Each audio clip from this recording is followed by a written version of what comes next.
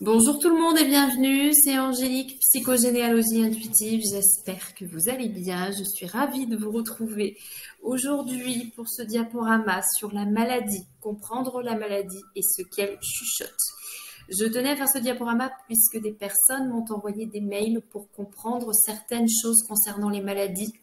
Et je pense que ça pourra aider certains à situer différentes choses. Le but, c'est ici d'apporter encore un petit peu plus de justesse dans votre vie, de pouvoir, afin que vous puissiez discerner surtout et poser quelques mots sur certaines souffrances. L'objectif, en fait, dans le discernement de la maladie, c'est de trouver le point d'origine.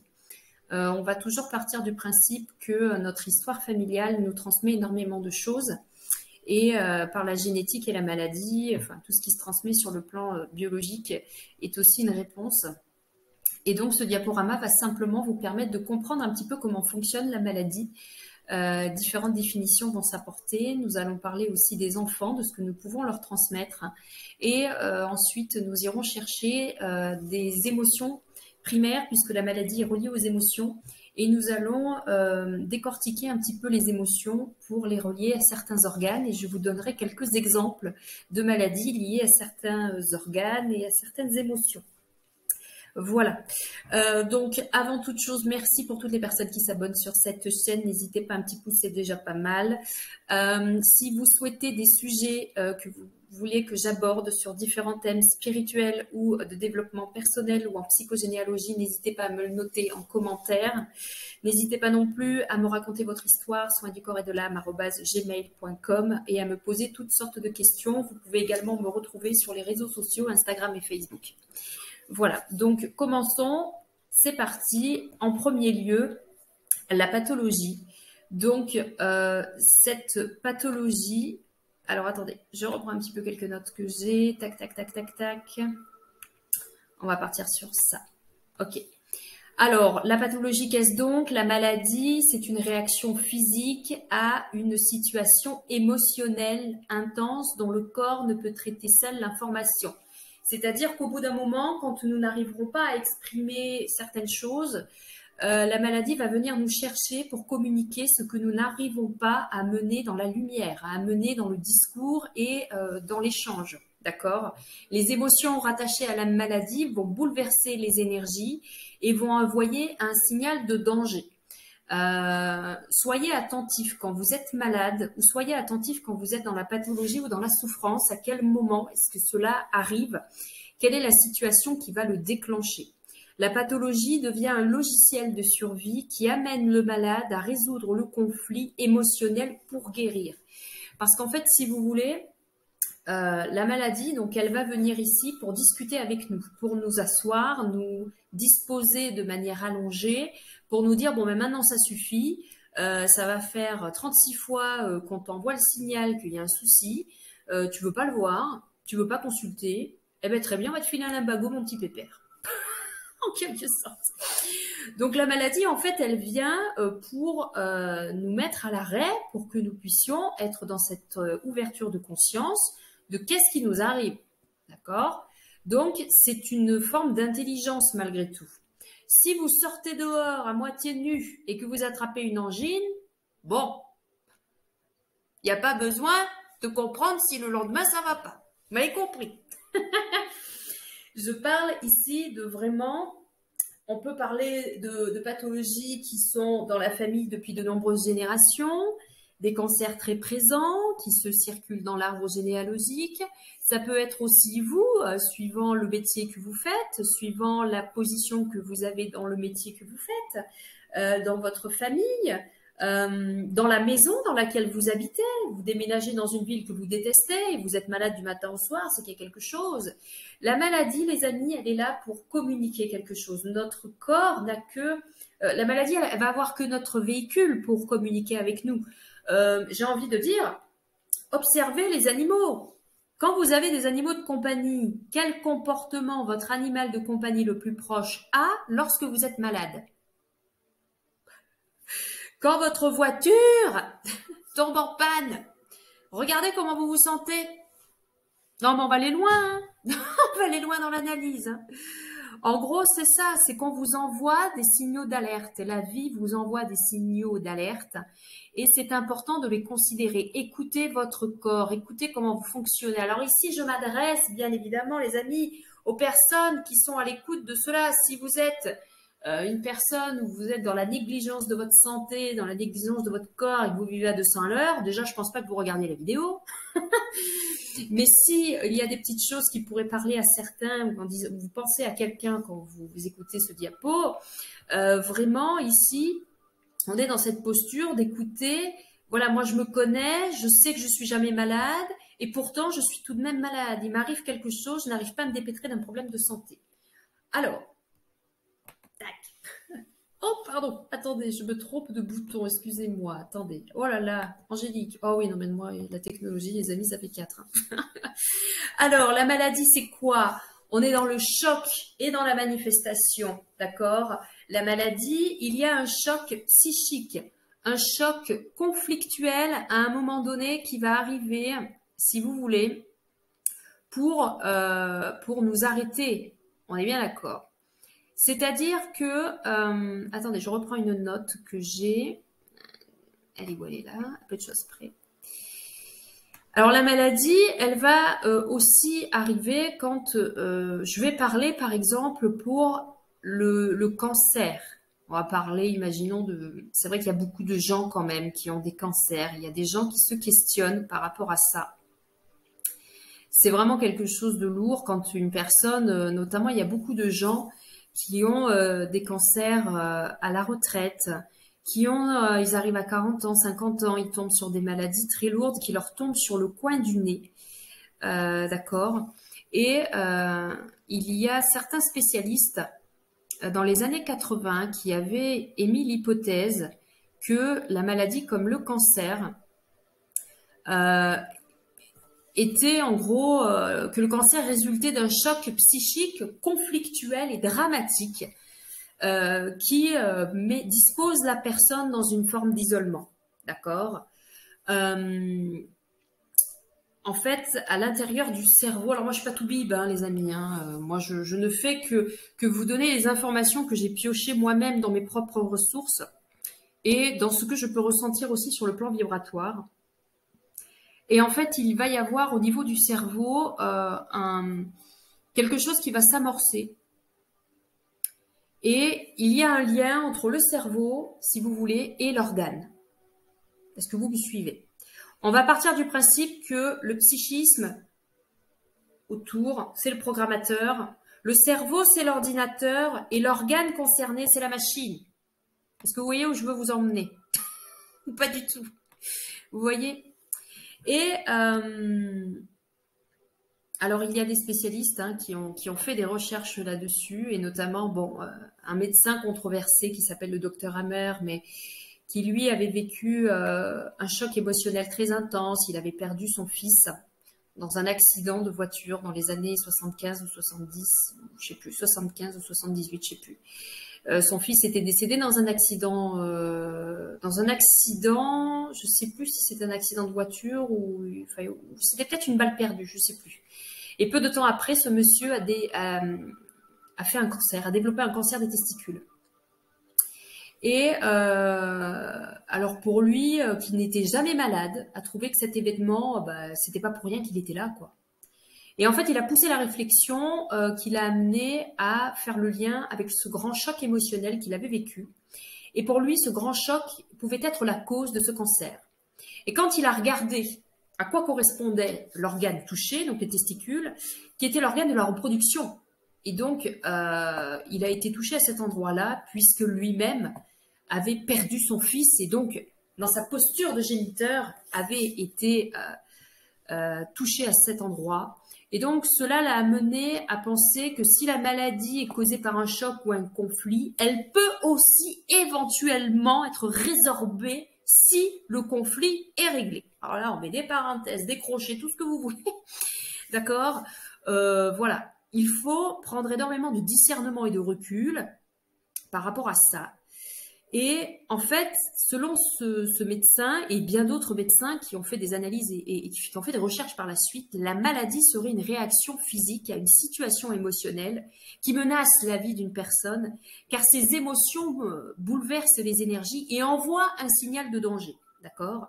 C'est-à-dire que dans le cerveau, il se développe une partie du cerveau qui met en route un espèce de programme de survie en ciblant un organe particulier qui correspond justement à la situation. Alors, ça peut paraître complètement étrange, mais quand on y regarde bien, bah, des fois, il y a des personnes, en réglant un conflit d'intérêt ou un conflit dans leur vie de tous les jours, eh bien, se voient leur santé améliorée juste parce que ben, ils ont joué le jeu, quoi. Ils ont été attentifs et bienveillants envers eux-mêmes. Donc, c'est quelque chose à prendre vraiment avec des pincettes, mais moi j'aime beaucoup cette façon de percevoir les choses. Et alors ce sont des choses qui s'adressent ici tout de même à des personnes qui ont le discernement nécessaire pour comprendre cela. Alors ces médecins disent que guérir du choc émotionnel amène la guérison de la maladie en elle-même. Voilà. Que la maladie n'a plus lieu d'être lorsque le conflit est résolu, en gros. C'est ce que ça veut dire. Mais alors dans un sens très large, hein, les amis, dans un sens très large. Sur le plan transgénérationnel, les personnes qui perçoivent des cancers de génération en génération, par exemple, remonter dans l'arbre, aller voir à la source qu'est-ce qui a amené cette personne à être malade. Qu'est-ce qui a amené cette personne à être malade? Je vais vous donner un exemple par rapport à une maladie. Il avait été fait une expérience il y a longtemps, c'était en Hollande, je crois. À l'époque de la Seconde Guerre mondiale, ils avaient subi, les Hollandais avaient, je crois que c'est la Hollande, avaient subi des bombardements. Et les familles avaient subi une grande famine. Et il y avait l'histoire de cette femme qui avait un bébé et qui a essayé de nourrir son enfant alors qu'il y avait la famine. Alors elle nourrissait son enfant au sein et énormément de famine à cette époque-là. Et donc, de génération en génération, cette mémoire de famine s'était transmise dans la famille. Et je crois que c'était à la 3e génération plus bas. Une des arrière-petites-filles de cette femme, je crois, ou je sais pas si c'était sa petite-fille, c'était peut-être sa petite-fille, ou je sais plus, la petite-fille de cette femme, contracte un cancer à une 40aine d'années, je crois. Et des scientifiques hein, et des médecins, ainsi que des psychologues, hein, ils se sont intéressés à cette histoire, et vous pouvez la trouver sur YouTube, je crois qu'elle y est. En fait, ils se sont rendus compte qu'il y avait un lien entre la Seconde Guerre mondiale, l'événement que la grand-mère avait vécu pendant la Seconde Guerre mondiale, et le cancer du sein de cette femme. Puisqu'il y avait un lien entre cette mémoire de famine, donc elle avait nourri sa fille au sein pendant cette famine, donc le lait n'était pas là, l'organe était carencé, si vous voulez, et sa fille a eu un enfant plus tard, et cet enfant a contracté un cancer qui représentait à peu près le même âge à laquelle la grand-mère avait vécu cette famine. Donc le lien avait été prouvé.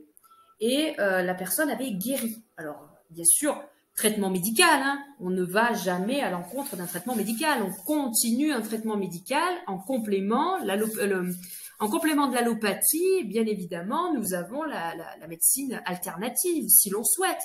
Mais au grand Dieu, jeunes gens, n'arrêtez jamais un traitement. Hein. On continue le traitement, on va voir son médecin traitant, hein, parce que le médecin traitant peut aussi travailler en collaboration avec les thérapeutes, c'est très important. D'accord? Alors, l'enfant, disons-nous, l'enfant, n'est-ce pas? L'enfant, lui, on va parler de ça par rapport aux enfants, parce qu'il y a des parents qui me disent, ben moi, je transmets des choses à mon enfant. Alors, l'enfant, lui, c'est le prolongement du clan familial. C'est un individu de plus dans cette grande famille, d'accord? Au travers de lui circulent les mémoires de ce clan, d'accord? Au travers de lui circulent les mémoires de ses ancêtres, de ses grands-parents, de ses parents, et il a à l'intérieur de lui, cet enfant, il a à l'intérieur de lui des programmes qui lui sont donnés. Alors attendez, j'essaye de retrouver mes notes, bougez pas. Il est passé où, le petit bonhomme? Il faut que je le retrouve.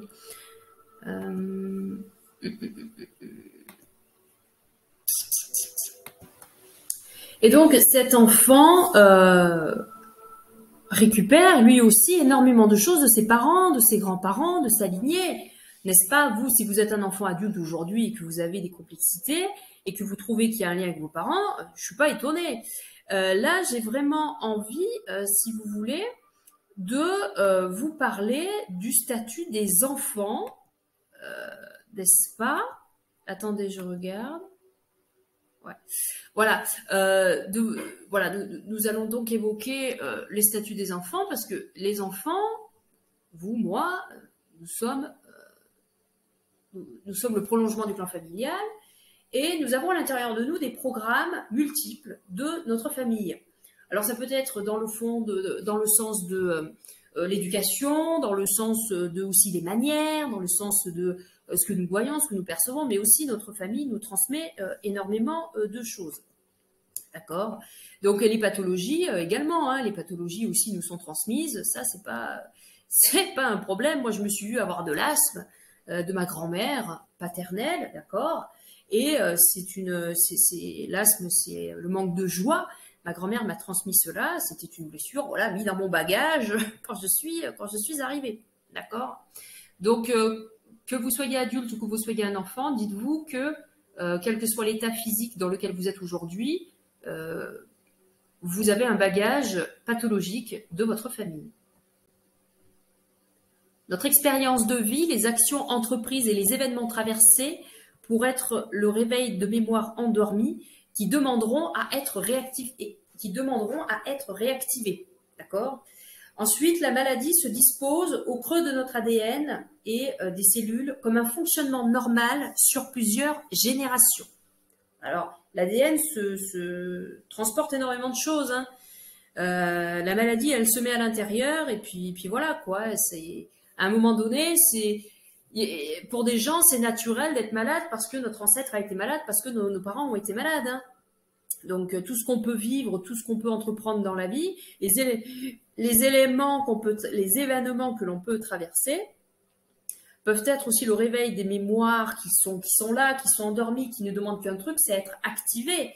Des fois, nous allons vivre un événement et d'un seul coup, on va tomber malade parce que ben voilà, j'ai vécu une émotion tellement lourde, ça m'a rappelé la mémoire et cette mémoire qui est endormie dans notre ADN, paf, elle va se réveiller. Elle va se réveiller parce que c'est automatique, c'est comme ça, d'accord? C'est un driver qui est automatique et c'est normal, ok? Alors, il y a les différentes lois de la nature humaine. Alors, il y en a énormément dans la compréhension de la nature humaine. Je ne vais pas vous mettre toutes les lois que je connais, ou du moins que j'ai appris en formation, quand j'ai fait ma formation de Véronique César en psychogénéalogie. Mais dans ce que j'ai eu comme formation, nous en a parlé un petit peu. Alors, c'est vraiment très, très large, hein, mais il y a différentes lois un petit peu dans l'univers et dans l'être humain qui sont mises à disposition, on va dire, pour comprendre, pour amener à une forme de compréhension. Donc la loi de la trinité répétitive des fratries, elle renvoie au positionnement dans la fratrie. Donc le premier enfant, le quatrième, le septième et le 10e sont en lien. Première génération, 4, 7 et 10 sont en lien. 2, 5, 8, 11 sont en lien. 3, 6, 9, 12 sont aussi en lien. D'accord. Alors ça fonctionne un petit peu comme un carré magique. Hein. Il faut voir le positionnement que vous êtes dans la fratrie. C'est-à-dire que le premier, faut pas s'étonner s'il a les mêmes pathologies que le quatrième. D'accord. Ensuite, on a la loi de circulation des mémoires.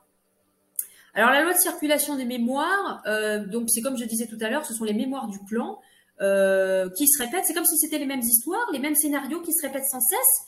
À des cycles très précis. Des fois, ça peut être l'âge qui peut donner l'âge des personnes qui peut donner une indication. Ça peut être aussi l'époque qui peut donner une indication, une date de naissance, d'accord, ou un événement des fois qui peut se répéter, un accident, un deuil qui se répète. Le seul truc qui change, c'est les personnages. Voilà, l'époque, voilà, des choses qu'auraient vécu nos grands-parents. Ben nous, au XXIe siècle, on va les vivre différemment. Voilà. Alors ça peut vous donner quelques indications, d'accord. Ensuite, nous avons cette fameuse loi du projet sens. Alors, attendez, j'essaye de retrouver un petit peu dans mes notes. J'ai pris des notes parce qu'il y a la fameuse loi du projet sens, d'accord, donc qui est une découverte des cycles biologiques cellulaires qui sont mémorisés dans le projet sens, c'est-à-dire dans le projet de nos parents quand nous naissons, d'accord. Le conflit psychologique du parent, lui, devient, en cas de stress négatif, le conflit biologique de l'enfant, d'accord. Est-ce que vous m'avez bien compris? Le côté conflit psychologique du parent devient conflit biologique de l'enfant, d'accord. C'est-à-dire que si un seul des deux parents a le conflit psychologique, il induira chez son enfant une maladie qui va être acquise. Et si les deux parents ont le conflit psychologique, enfin je veux dire au niveau psyché, il donnera chez l'enfant ce que l'on appelle une maladie de type congénital. Voilà. Ça, c'est fait, comme dirait l'autre. Ensuite, nous avons bien évidemment la loi du verbe. Alors, bien évidemment, le verbe, les mots peuvent construire autant que détruire. Le plus puissant de tous les remèdes quand on fait de la thérapie pour aider les gens, c'est d'utiliser le verbe. Quand on fait de l'hypnose, les textes sont écrits avec des mots, des lettres, et donc il y a des verbes. D'accord. La thérapie, c'est l'échange entre deux personnes, d'accord. Il y a des gens qui ont besoin de se confier pour se soulager. C'est-à-dire que un mot prononcé peut prendre différentes dimensions. Un mot peut autant détruire que construire. D'accord. Donc, c'est très important de se dire que tout est juste et que si des personnes doivent passer par cette thérapie, n'est-ce pas, par le verbe, c'est OK. C'est OK. Il y a des gens, ils auront juste besoin de ça, en fait, tout simplement. Il y en a beaucoup qui cherchent énormément des protocoles, qui cherchent énormément de tout un tas de choses à faire pour se libérer de tout un tas de choses. Alors que des fois, il suffit juste d'avoir une discussion bienveillante avec une personne sage, telle, regardez, un hibou qui met ses lunettes, un hibou très sage, et ça sera largement suffisant. Pourquoi? Parce que très souvent, les gens, ils ont besoin de quoi? Ils ont besoin de discernement, d'accord? C'est juste qu'ils sont là, posés, et ils n'arrivent pas à voir. Attends, si tu te décales d'une chaise, tu verras la vie autrement. Et c'est ça qui nous amène, en fait, à la loi du changement de regard. À la loi du changement de regard pour guérir d'une maladie, en fait, très souvent, il faut changer son regard sur elle. Parce que la maladie, alors, elle nous fait mal au corps, elle nous met par terre, elle nous met dans des états pas possibles, on a des médicaments à plus en finir. Et vraiment, on veut lutter contre. J'ai une dame l'autre jour d'ailleurs, Gaëlle, si vous me regardez, c'est aussi pour vous, qui m'avait envoyé un petit mail pour justement m'expliquer un petit peu tout ce qu'elle vivait. Je suis dans la compréhension de ce que vous vivez, ma chère, tout comme certains qui sont chez eux et qui souffrent énormément de la maladie. Et je vous envoie toute ma lumière. Et c'est vrai que on est beaucoup dans cette colère, on est beaucoup dans cette haine, on est beaucoup dans ce noyau négatif, d'accord. Et on n'arrive pas à être dans la compréhension de ce truc-là parce que l'ego, le mental dirait oui, mais regarde, lui, elle a des mots, super, mais c'est toi qui vis le truc au jour le jour, c'est toi qui es assis dans ce fauteuil et c'est toi qui souffres tous les jours. Donc, si nous partons du principe, les amis, que effectivement, c'est une situation conflictuelle qui est à la base de tout, le fait est que la situation est passée, qu'on ne peut pas l'effacer, d'accord? Donc, le noyau devient un souvenir négatif, ce qui fait que le conflit psychologique est dans des conditions telles qu'il peut être amené à se transformer en conflit biologique qui devient une maladie, d'accord? Donc, la haine, la colère, la rancœur, la peine, la tristesse, tout ça accumulé peut déclencher des maladies très graves sur le long terme, pas simplement un lumbago, mais peuvent aller jusqu'à des cancers très virulents, juste parce qu'on ne se sera pas exprimé ou parce que nous n'aurons rien dit ou parce que nous avons subi. Voilà. C'est essentiellement cela dont je voulais vous parler par rapport à ces lois de la nature humaine. Il y en a énormément, je ne vais pas toutes vous les citer parce que le diaporama ferait 3 heures. Ensuite, je vous disais tout à l'heure que je voulais vous parler des enfants. Je pensais que j'étais déjà à cette partie, mais en fait, pas du tout. Donc, la pathologie chez le jeune enfant est un sujet qui est extrêmement intéressant, puisque il y a de nombreux parents qui me disent, il y a des parents qui me parlent des enfants et qui me disent que eux, eh bien voilà, ont peur de refiler ce que l'on appelle des patates chaudes. Des patates chaudes à leur enfant. Et c'est juste, hein, et c'est juste, et c'est ok, hein, bien évidemment. Et quand c'est l'enfant, on est beaucoup dans la culpabilité, quand c'est l'enfant. Alors l'enfant qui est malade, alors lui il peut avoir subi un choc émotionnel. Quand on a son fils qui sort dehors sans pull et qui pleut, bon, s'il a un rhume, voilà, c'est juste qu'il ne s'est pas couvert. Mais ce que je vais vous faire comprendre, c'est que l'enfant donc qui est malade peut avoir subi un choc et trouver comme seul moyen de défense en fait la pathologie. Mais lorsqu'il est nourrisson, c'est différent. Lorsqu'il est nourrisson, c'est compliqué. C'est compliqué à déceler. Pourquoi? Parce que contrairement aux animaux qui, quand ils naissent direct, il faut qu'ils sachent se démerder, l'enfant, il est dépendant de l'adulte. L'enfant, il est dépendant de celui qui le nourrit. L'enfant, il va être dépendant de son parent. D'accord? Donc, l'enfant, lui, va se sentir très proche de celui qui s'occupe de lui. Et donc, il va être relié à celui qui le nourrit. D'accord? Et c'est pour ça que c'est très intéressant, quand un bébé est malade, de demander aux parents comment il se sent lui aussi. Parce que ça va avoir du sens, en fait. Ça va avoir énormément de sens. Donc, ça va avoir du sens dans quel sens, j'ai envie de dire? Eh bien, l'enfant, lui, il peut récupérer la pathologie de son parent par pure loyauté, pour que celui-ci puisse vivre. D'accord? C'est pour ça que c'est intéressant de travailler sur le parent, tout en expliquant aux parents, en évitant le sentiment de culpabilité. C'est-à-dire que quand on se rend compte qu'il y a un lien entre le stress de la maman et le mal-être de l'enfant, la solution, c'est pas de dire à la mère, écoute, tu vas t'y mettre parce que ça va pas le faire. Non, pas du tout. C'est de comprendre qu'est-ce qui se passe derrière. Il y a un gros discernement à avoir et une énorme bienveillance dont il faut faire preuve. Il faut regarder ce qui n'est pas aligné dans la vie, ne serait-ce que du couple. Quand un enfant arrive dans une famille, c'est pas simple, des fois pour certains. S'adapter, c'est pas simple. On se retrouve à 3 et non plus à 2. Et voilà, et l'enfant peut donc porter la pathologie de l'un de ses deux parents. D'accord? Un enfant, lui, n'est pas dans l'émotion et dans le ressenti. Il va ressentir ce que la personne qui le nourrit va véhiculer. Donc, si cette personne déclenche se sent en danger, si vous voulez, ou si cette personne se sent non alignée, se sent mal, elle peut déclencher une pathologie, ce qui va induire à l'enfant une espèce de choc émotionnel qui va seulement récupérer. Voilà. Parce que, comme je vous disais, c'est une forme de loyauté. Voilà, je veux qu'elle vive pour qu'elle continue de me nourrir. Donc, je serai malade à sa place. Voilà, donc on n'est pas dans... Il faut vraiment être dans le discernement de ce truc-là et se dire, et surtout ne pas être dans la culpabilité. Pas du tout, au contraire, au contraire. C'est pour ça qu'il faut être plus attentif, en fait. Il faut être attentif. Il faut être attentif à ce qui se passe. Il faut être attentif à comment va son enfant, mais à comment moi je vais. Moi, je sais que quand mon fils, quand il avait 2 ans, 3 ans, un jour, je rentre, je vais le chercher à la crèche. J'avais passé une journée épouvantable au boulot. J'étais dans un état pas possible. Et lui, il avait passé une super journée. Et j'arrive, et là, il prend son doudou, et il me le balance à la figure, et là, il se met à faire un caprice. Alors l'assistante maternelle lui demande ce qui se passe, et puis je lui demande s'il a passé une bonne journée. Elle m'a dit oui, une excellente journée. Et là, j'écoute mon intuition qui me dit, et si c'était toi le problème? Et en fait, en me jetant son doudou dans la figure, il m'a fait comprendre que moi, j'allais pas bien. Et lui m'a renvoyé en miroir ce qui n'allait pas. Alors, on prend une claque quand on s'en rend compte. C'est pour ça que quand on est branché sur son intuition, ça aide vachement, ça aide beaucoup à comprendre ça et à discerner cela. Et moi, je sais que très souvent, mon petit garçon me renvoie des petites choses. Et c'est aussi un petit être très intuitif. Et je sais qu'il n'y a pas très longtemps, nous étions avec mon conjoint et mon fils en train de prendre le petit déjeuner. Et mon fils me dit, maman, tu vas pas bien ce matin?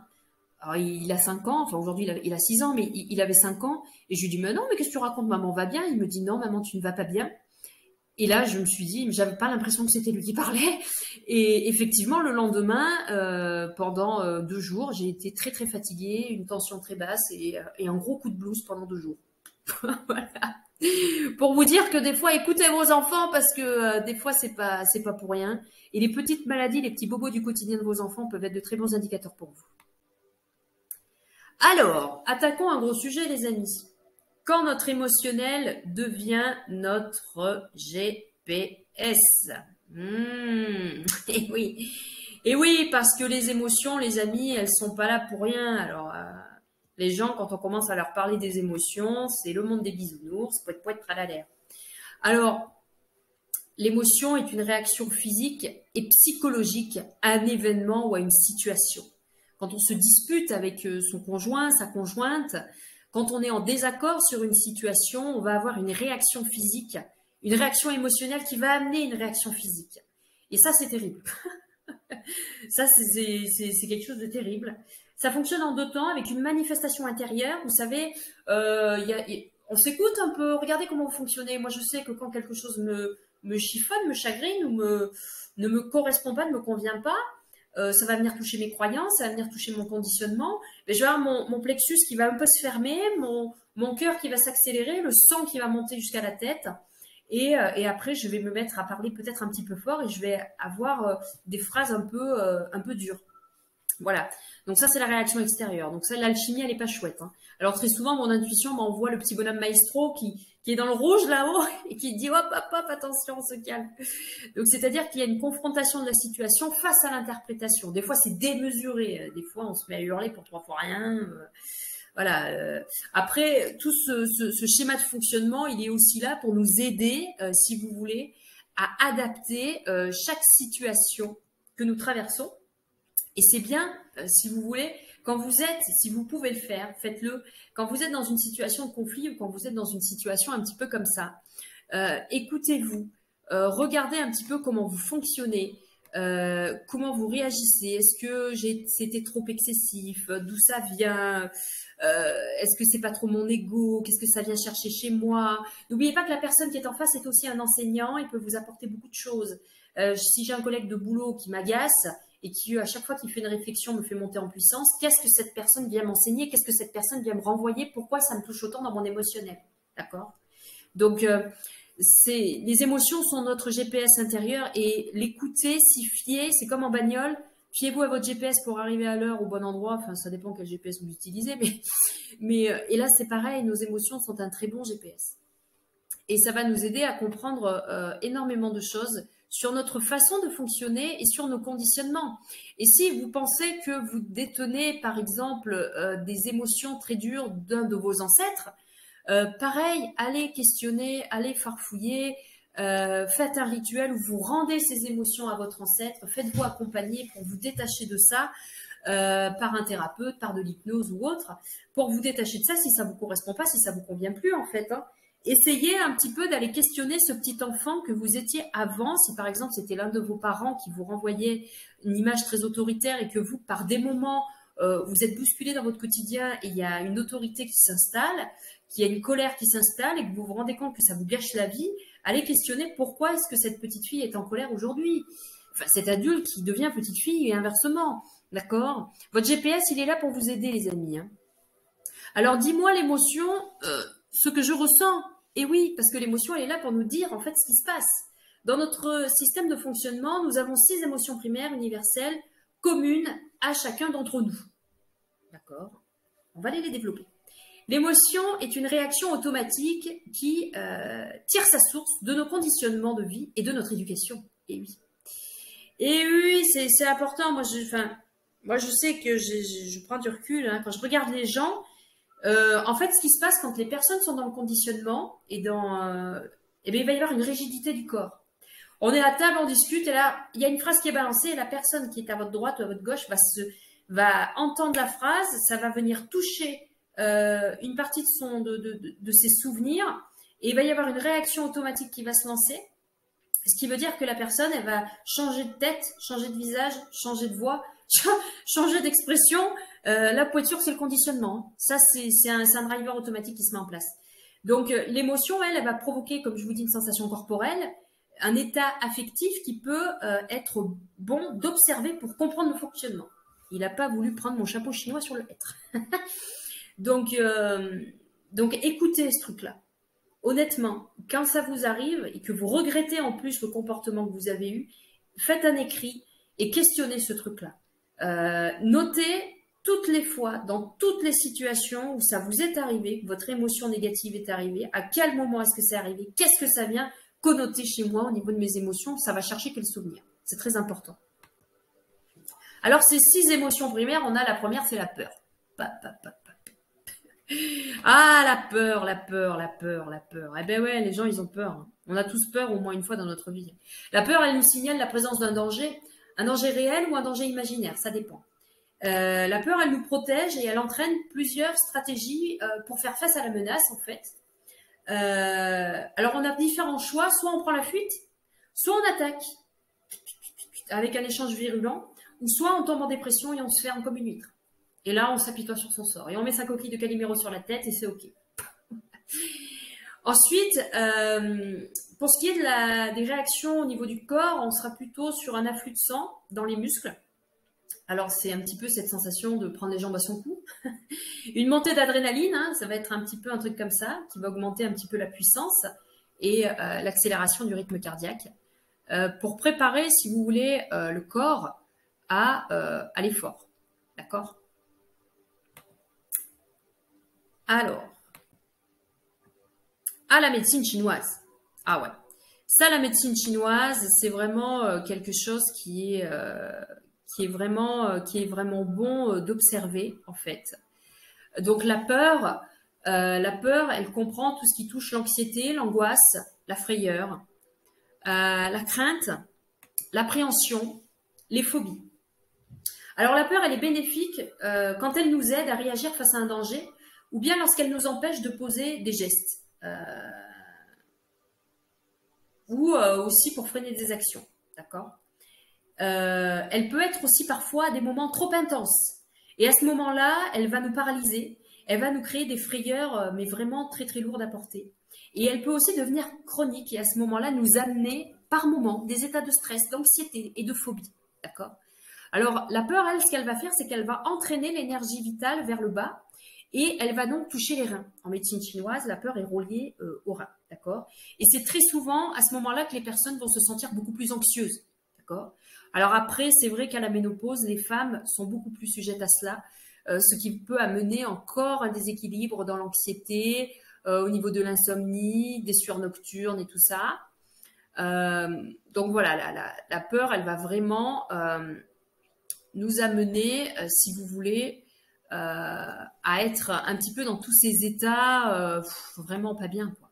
Vraiment pas bien. En médecine traditionnelle chinoise, si vous voulez, donc le rein, qui est donc là le siège de la peur, c'est de la volonté. C'est-à-dire qu'il gouverne, alors il gouverne quoi? Les cheveux, les os, tout ça, c'est gouverné par les reins. D'accord. Ça peut aussi dénoter un conflit, la sensation d'anéantissement, de s'effondrer. On peut être aussi dans la peur quand on est à la résistance au changement et quand on n'arrive pas à décider par rapport à une peur qui est là, très profonde, très intense, et on ne veut pas la regarder, on la met sous le tapis. Voyez.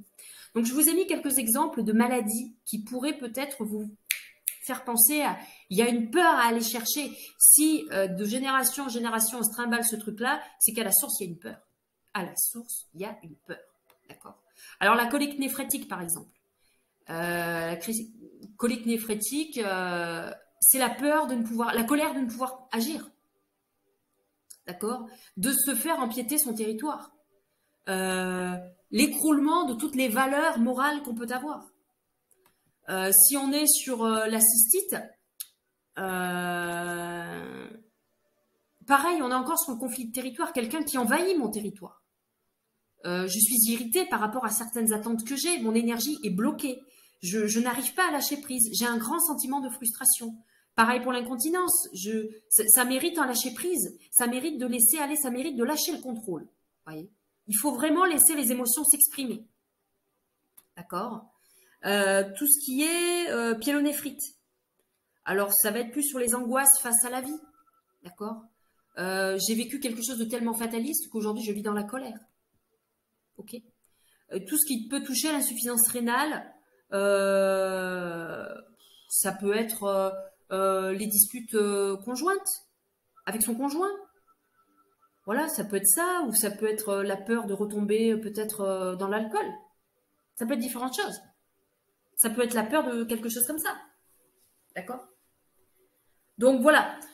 On va regarder un petit peu ces 6 émotions primaires et on va voir un petit peu ce que ça peut nous aider à faire sur notre petit bout de chemin. Alors là, nous avons fait la peur, jeunes gens.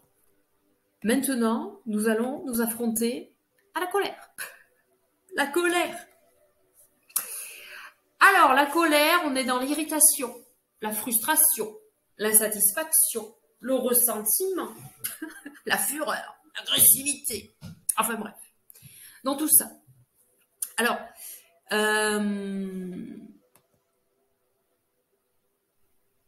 la colère, elle se met en place quand vraiment on vient menacer son territoire, quoi. Pour nous, il y a une menace qui traîne. Quand on veut nous imposer une direction et que ça, c'est juste hors de question, quoi. Notre territoire est envahi par l'ennemi. Et aussi, elle peut être là quand il y a un manque de positionnement. Ah ouais, ça c'est vraiment quelque chose. Voilà quoi. La colère,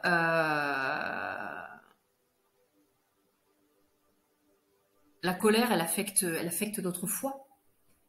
La colère, c'est surtout le ventre. Il va y avoir une ascension anormale de l'énergie de toute façon. Et elle peut être à la fois refoulée. Alors là, l'énergie fait refouler, c'est même pas la peine.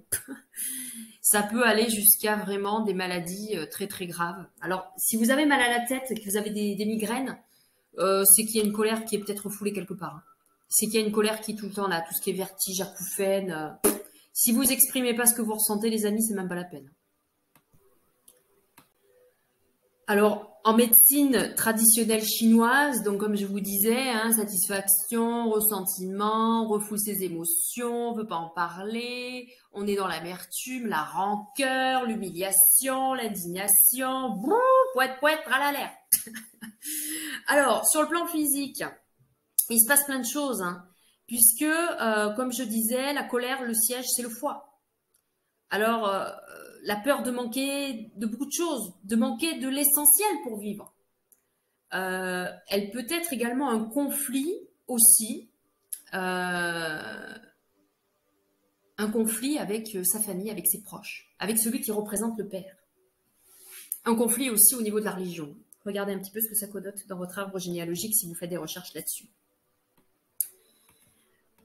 La cirrhose, par exemple, nous amènerait à nous dire que la vie, quelque part, m'oblige à avancer alors que je n'en ai pas envie.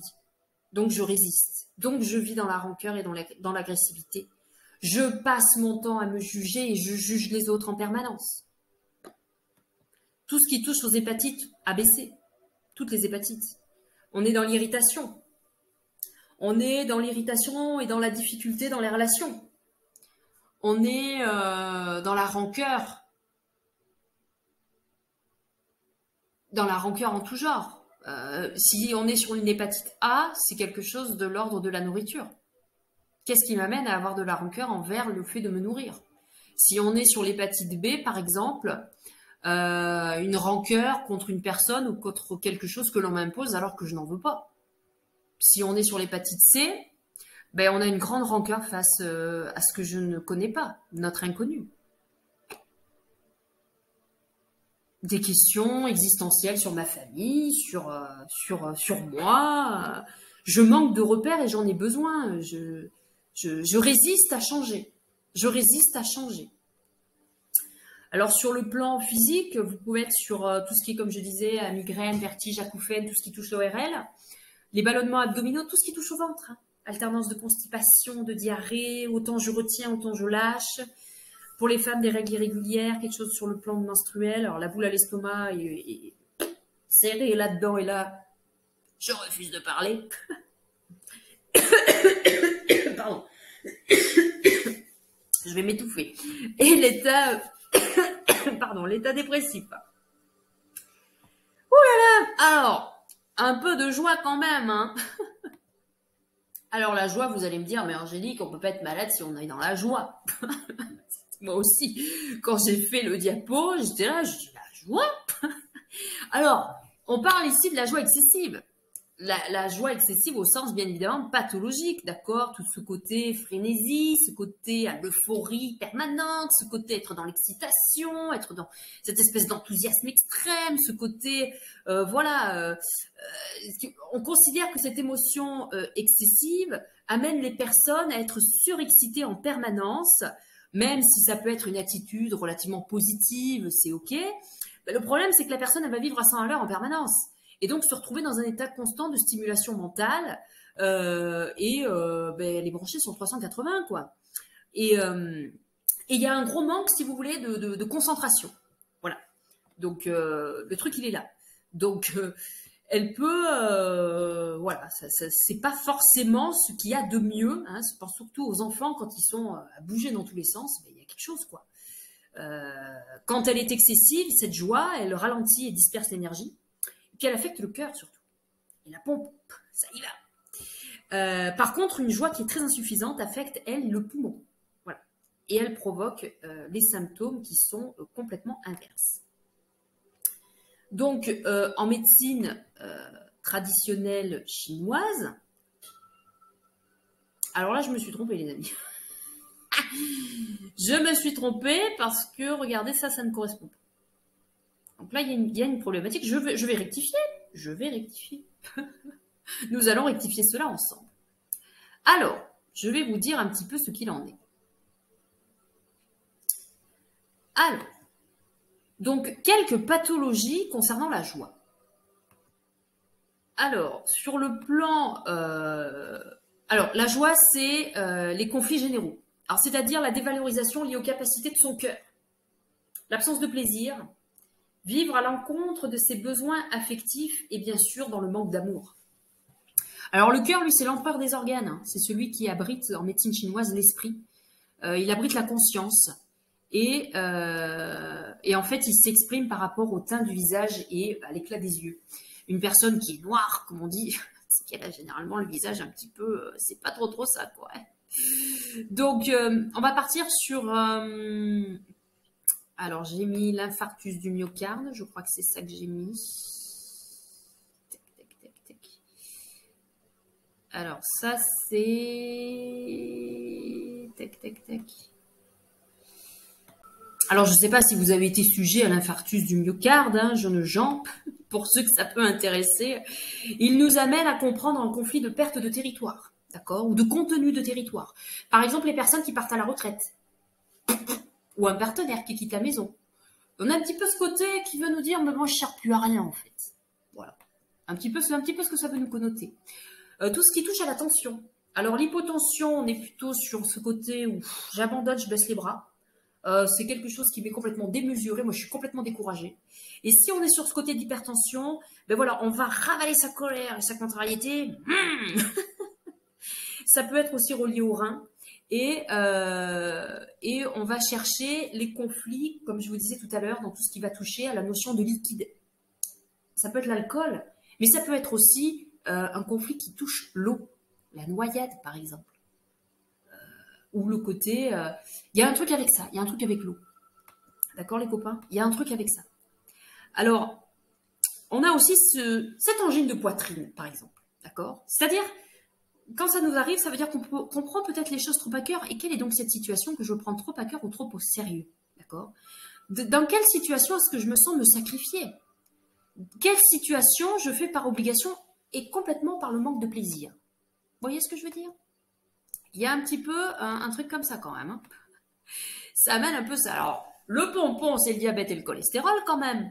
Alors, posez-vous la question. Ceux qui ont du diabète ou du cholestérol, de famille en famille, bon, même si on a beaucoup de fourchettes, le cholestérol, ça veut dire que je peux compter que sur moi, et c'est tout. Alors, je me sens seule au monde au sein de mon clan, et surtout, je ne mérite pas d'être heureux. Alors ça, c'est même pas la peine. Je vais partir à la retraite, je serai tout seul. Et souvent, hein, les gens qui partent à la retraite, ils tombent malades aussi par rapport à ça. Le diabète, on est sur un espèce de conflit de résistance qui a été vécu dans un état vraiment de souillure, de dévalorisation, de quelque chose de sale. D'accord? Il y a un truc un peu comme ça. Et puis, c'est surtout, ben, il se passe rien de magique dans ma vie, quoi. Un truc un petit peu dans ce goût-là, les amis. Un truc un petit peu dans ce goût-là. D'accord? Alors, ne retenez pas ce côté-là sur le plan physique, parce que ça, c'est poète poète tralala, hein. Ça, je me suis trompée. Euh... C'est pas vraiment ça. Je ne pense pas. Je vais revérifier. Mais ça me parle pas. Quand je l'ai fait, il me semble pas que c'était ça. Attendez, je revérifie.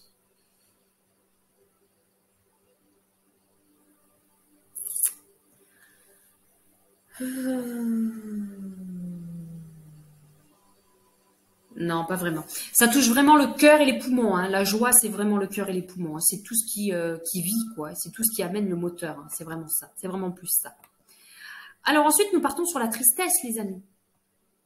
Et oui. Alors la tristesse, c'est quoi? La tristesse, c'est, comme je l'ai noté, cette espèce de retour au calme, ce retour dans son intérieur. Quand on est triste, on a très souvent envie d'être seul.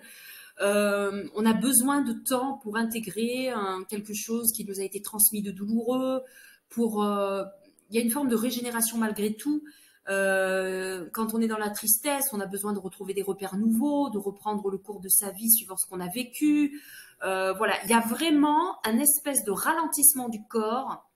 Certaines tristesses peuvent devenir pathologiques, par contre, si elles perdurent dans le temps. Alors la tristesse, donc comme je vous l'ai dit, elle nous ramène cette espèce de ralentissement du corps. Elle nous amène dans cette diminution physique, dans cet épuisement. Ça épuise notre énergie de vie, ça attaque le poumon. Il y a une accélération du rythme cardiaque pour préparer en fait à l'effort. Donc la tristesse, elle nous amène beaucoup de fatigue, beaucoup d'essoufflement sur le plan physique. Donc la tristesse, la peine, le chagrin, la dépression, les remords, la mélancolie, tout ça. Ça nous amène vraiment à avoir voilà, ce petit côté, être complètement au ralenti. Les personnes qui sont dans cet état sont très souvent, on ne les entend pas quand ils parlent, ça pleure tout le temps, il y a une épuration de tout un tas de choses. C'est vraiment quelque chose... ouais, c'est quelque chose que des gens, il y a des gens qui supportent pas, hein, il y a des gens qui ça les gonfle, hein. Il y a des gens ils aiment pas ça, hein, ils aiment pas ça du tout, de voir des gens voilà comme ça. Donc c'est associé au poumon, à la tristesse. C'est le poumon lui qui il est là pour nous dire ben voilà l'idée de prendre sa place en fait, d'accord. Donc, il y a différentes maladies qui peuvent être associées à la tristesse. On va prendre l'exemple de la bronchite. Très souvent, les gens qui sont dans ce truc-là, qui font des bronchites à répétition. Est-ce que je resterai pas dans mon statut de soumis? L'ennemi n'est pas loin. Il va bientôt envahir mon territoire. Il me pompe l'air. Ça me gonfle. Vous voyez, ce genre d'expression peut aussi nous indiquer beaucoup de choses, hein, tout comme les alvéoles pulmonaires, hein, la peur de la mort, la peur d'étouffer, voilà, c'est très souvent relié à ça. La tuberculose, elle peut nous ramener au conflit d'avoir peur de mourir. Tout comme l'asthme, hein, l'asthme peut aussi nous amener, tu m'as imposé un espace, je dois me contenter de cela. Je ne peux pas être indépendant, je ne peux pas vivre ma propre vie, j'ai besoin de beaucoup plus d'amour que ça, j'ai peur de manquer. Voilà, c'est étouffé, je suis étouffée par un autre, quoi. Je suis étouffée par un autre. C'est vraiment ça, quoi. La pleurésie, si ça parle à quelqu'un, avoir peur de respirer, avoir peur de ses poumons, devoir protéger sa respiration à tout prix. Est-ce que la vie mérite d'être vécue? Voilà, c'est un peu ça que ça peut nous dire. Tout comme le rhume, atchoum, je garde mes distances avec les autres. Voilà.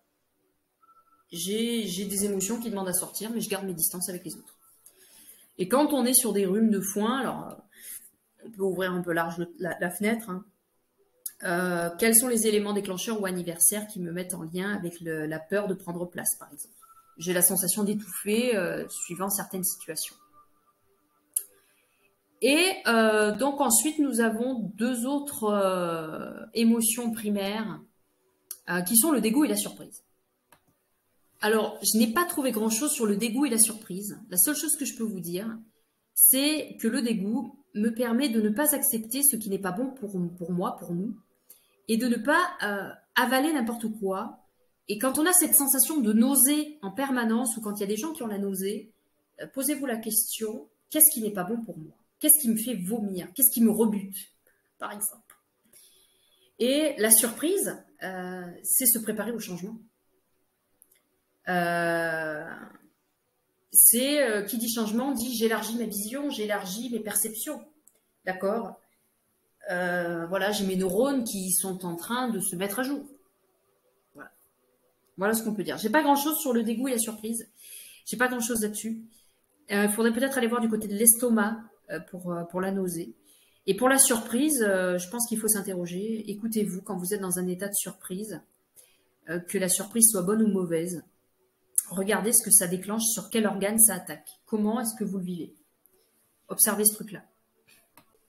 Alors ensuite, si on veut parler de guérison, par exemple, comment on peut fonctionner quand on a une pathologie? Alors déjà, il faut toujours rester fidèle à la médecine de famille. On consulte un spécialiste dès qu'on est malade. On va voir un médecin de famille dès que ça ne va pas, par sécurité. Et puis le médecin de famille, lui, va pouvoir vous donner des termes qui vont vous permettre d'aller chercher dans votre parcours qu'est-ce qui cloche, en fait. D'accord? C'est pour ça que c'est très important d'utiliser la médecine de famille, en fait. Et que c'est OK avec ça. Et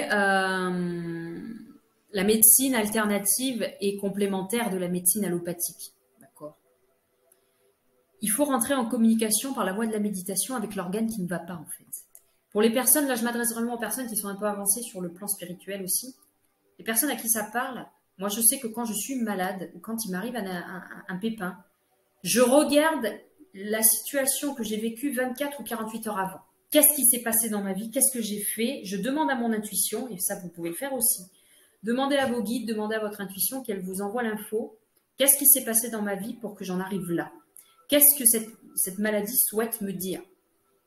Je me souviens que quand j'ai créé mon entreprise il y a 1 an, je vais à une réunion d'information à la CCI, et le lendemain, je me retrouve à 5 heures du matin de ne plus pouvoir bouger de mon lit. J'étais bloquée du dos. Alors, c'était quelque chose qui m'était déjà arrivé, mais c'était très rare, en fait. Et là, je comprenais pas. Et j'avais les guides qui me disaient qu'ils voulaient me laisser allonger pour me faire observer quelque chose. Et j'ai mon conjoint au téléphone qui me dit « Mais tu sais, un chêne qui a les racines pourries ne peut pas prospérer. » Et lui, c'était l'image qu'il percevait. Et moi, je sentais qu'il y avait un manque de racines, un manque d'enracinement. Et effectivement, j'étais au tout début. Et l'ouverture de l'entreprise, la création de l'entreprise n'était pas la priorité dans mon parcours. La priorité dans mon parcours à cette époque-là, c'était de continuer le travail sur mon développement personnel. Donc, j'ai mis 1 semaine à m'en remettre. Mais c'est pas parce que j'avais eu la prise de conscience que j'ai guéri du jour au lendemain, hein, pas du tout. Hein. Et voilà, s'il y a des maladies qui sont incurables, vous pouvez faire tout le travail émotionnel et ce que vous voulez dessus. Si c'est prévu que ça s'arrête, ça s'arrête. Hein. Ce n'est pas parce que vous allez résoudre, vous allez trouver l'origine complète que ça va marcher à chaque fois. Non. Si c'est prévu dans votre parcours, si c'est le chemin, c'est OK. Si vous êtes là pour libérer votre famille d'une maladie qui se transmet de génération en génération, juste en trouvant l'origine, c'est OK, c'est OK. D'accord? Il est bon de remonter à l'origine de l'élément déclencheur. Il est bon de remonter à cette origine pour comprendre ce qui s'est passé et voilà, et comprendre ce truc-là. Donc, faites-vous accompagner pour ceux qui sont dans des maladies sur du long terme. Vous pouvez associer le domaine thérapeutique à tout ça. L'accompagnement par l'hypnose, par la sophro, par les soins énergétiques. Moi, je propose le soin par la voie intuitive. Je propose la psychogénéalogie aussi pour prendre conscience, parce que un problème, s'il n'est pas conscientisé dans votre esprit, c'est même pas la peine. Ça marchera pas. Il faut que vous puissiez vraiment le ressentir, le vibrer et reconnecter à l'émotion pour pouvoir le libérer, en fait. OK ? Donc, sur ce, les amis, le prochain diaporama, lui, sera sur l'écoute des névroses, la dépression et les addictions. Il y a beaucoup de choses à dire là-dessus, parce que je pense qu'il y a des gens qui sont complètement aussi intéressés peut-être par ça. Donc, nous partirons sur la définition d'une névrose et les différents types de névrose, les symptômes dans la maladie. Nous parlerons de la dépression et des troubles liés à l'alimentation. Donc voilà, c'est un diaporama que je vous propose dans les prochaines semaines. J'espère que cela vous fait plaisir. Si vous souhaitez me donner des idées de diaporama, n'hésitez pas, des échanges ou autres, ou si vous souhaitez que je mette en place différentes choses pour vous accompagner, ce sera avec grand plaisir. N'hésitez pas à me retrouver sur Instagram, Angélique Ferreira46, sur Facebook et YouTube, Angélique Psychogénéalogie Intuitive. Je me trouve sur le secteur de Cresnes-Saint-Sac dans le Lot. Mon adresse mail, soignecoredolam@gmail.com. Racontez-moi votre histoire, les amis. Je vous remercie de m'avoir écouté pendant 1 heure et d'avoir été là avec moi pour partager cela. N'hésitez pas à me déposer en commentaire tout ce que vous souhaitez me dire, les petits retours et vos échanges. Et racontez-moi aussi votre histoire. Vous pouvez m'envoyer une question par mail et je réponds sur don libre. Chacun fait comme il veut. Soyons dans l'échange, les amis. Vous pouvez m'envoyer votre question, surtout développement personnel, spirituel, sur votre famille, sur une maladie, sur ce que vous voulez. Vous pouvez également me demander la signification de votre prénom. C'est un petit jeu que j'ai mis en place sur Facebook. N'hésitez pas. Je vous souhaite une belle fin de journée sous la pluie et je vous dis à tout bientôt.